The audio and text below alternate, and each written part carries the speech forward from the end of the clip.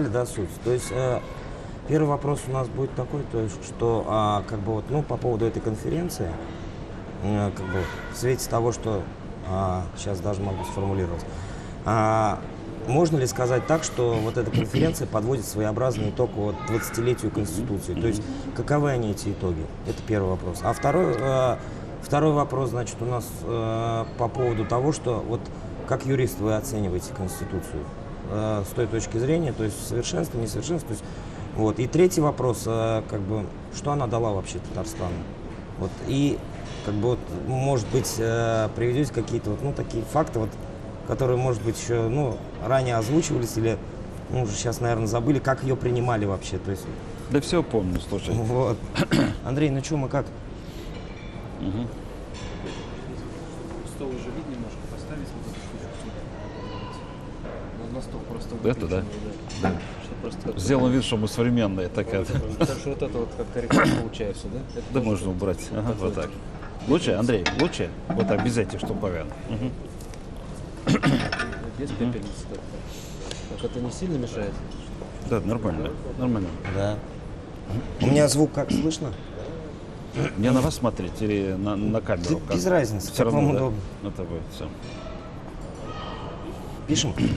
Василий Николаевич, сегодня завершается конференция, посвященная 20-летию Конституции. Можно сказать, что она подводит своеобразный итог вот уже сделанному за эти годы. Вот на ваш взгляд, каков он, этот итог 20-летия Конституции? Я думаю, отвечая на ваш вопрос, очень правильный и корректный, можно говорить о многом. Я хочу сказать, что главный итог прошедшего десятилетия состоит в том, что на том рубеже новаторская миссия Республики Татарстан в государственно-правовом, политико-экономическом, в юридическом поле, заложенной и не всегда просматриваемая, тогда, я говорю, в начальном этапе, сегодня раскрыла свой потенциал, и мы можем сделать очень серьезный вывод. Татарстан спрогнозировал такое развитие социальных, общественных, государственных отношений, которое отвечает всем современным брендам.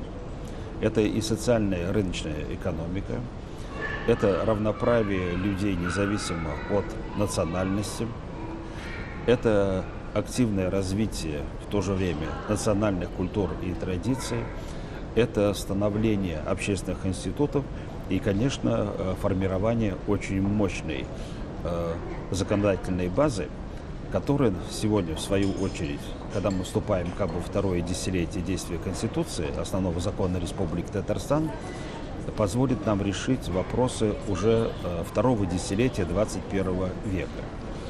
Одним словом, Конституция, которую мы разрабатывали в спорах, в коллизиях, в столкновениях мнений, действительно выдержала испытания, и в результате этого она имеет не только внутритатарское, такое региональное значение. Сегодня мы говорили и будем говорить о том, что Республика Татарстан выступила неким таким архитектором, идеологом развития конституционного регионализма и в европейском, и в международном масштабе. Я могу подтвердить эти слова многочисленными комментариями, которые я слышал и в стенах Парламентской ассамблеи Совета Европы, Европейского парламента, Парламентской ассамблеи ОБСЕ, в работе многих других международных структур. Татарстан сегодня известен не только своей экономикой, не только своей нефтью, спортсменами, культурными традициями, но и тем, что он выступил как бы такой сторонник современной правовой конституционной идеологии. Василий Николаевич, вот сейчас многие говорят о том, что вчера вот Ментимер Шарифович Шаймиев сказал, что в Конституции как Татарстана, так и России все-таки есть недостатки. Вот на ваш взгляд, как юриста-профессионала, в чем они в наибольшей степени заключаются? И основной закон Российской Федерации, соответственно, региональные акты субъектов России не могут на 100% быть идеальными. Жизнь настолько активно меняется, и очень важно, чтобы положения, предусмотренные в этих законодательных актах, в наибольшей степени активно реализовывались.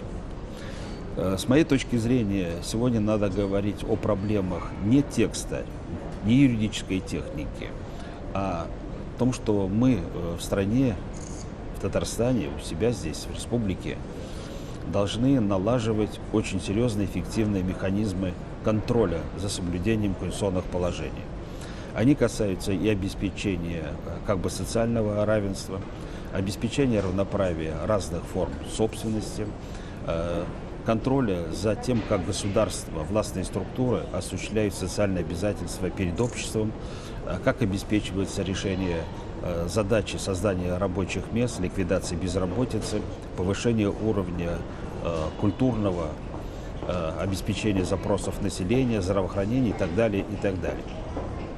Что касается Российской Конституции, то я глубоко уверен в том, что этот документ 1993 года, вот, в принципе, в своих каких-то таких наиболее важных подходах отвечает тенденциям 21 века.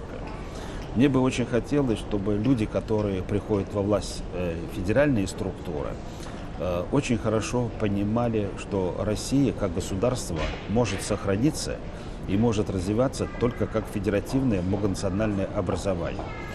И вот попытки такой унификации, имеется в виду вчерашнее выступление Минтимира Шариповича Шаймиева, первого президента Татарстана, его реакция на предложение Прохорова ликвидировать национальные республики, вообще пересмотреть всю карту национально-государственного и территориально-государственного устройства Российской Федерации. Мне кажется, что такого рода вбрасывание преследует цель просто посмотреть состояние общества. Вот сегодня я это чувствую и по реакции в нашей республике, Башкортостан, Мари, Мордовия, Чувашия, могу перечислять всех субъектов Российской Федерации. Общество не готово к такого рода кардинальному положению. И где какая гарантия, что при такой революционной ломке национально-территориального устройства Российской Федерации экономика заработает, будут достигнуты в самое короткое время высокие результаты. Сегодня каждая национальная республика чувствует свою ответственность. Это особенно заметно здесь, в Республике Татарстан, ответственность которой как бы распадается на два аспекта. Внутренняя власти перед населением Татарстана, многонациональным народом, и ответственность за сохранение и развитие, цивилизованное развитие, я подчеркнул бы, самой Российской Федерации. Вот с этой ролью Татарстан с решением этой двойной как бы задачи справляется достаточно эффективно. Можно задать другой вопрос. Вот. Будет ли в принципе изменена Российская Федерация? Если в жизнь поставить такие вопросы, когда потребуется, но путем эволюционного развития что-то изменить, надо обязательно советоваться с народом. Ведь Конституция предусматривает референдум, предусматривает общение с людьми. И очень важно, чтобы власть и региональная, и федеральная не забывала, что носителем вот этой власти, ее источником является воля самого народа. Мы ни в коем случае не должны забывать, что народ был и остается главным политическим, государственно-правовым актором. Василий Николаевич, вот тогда такой вопрос. Сейчас многие говорят о том, что федеральный центр постепенно уходит с позиции федерализма. Вот как раз о том, о чем мы сейчас с вами говорили. Вот в данном ключе есть ли перспектива у Татарстанской конституции? То есть на самом деле может ли быть у нее будущее в такой позиции, если федеральный центр будет продолжать подобную политику?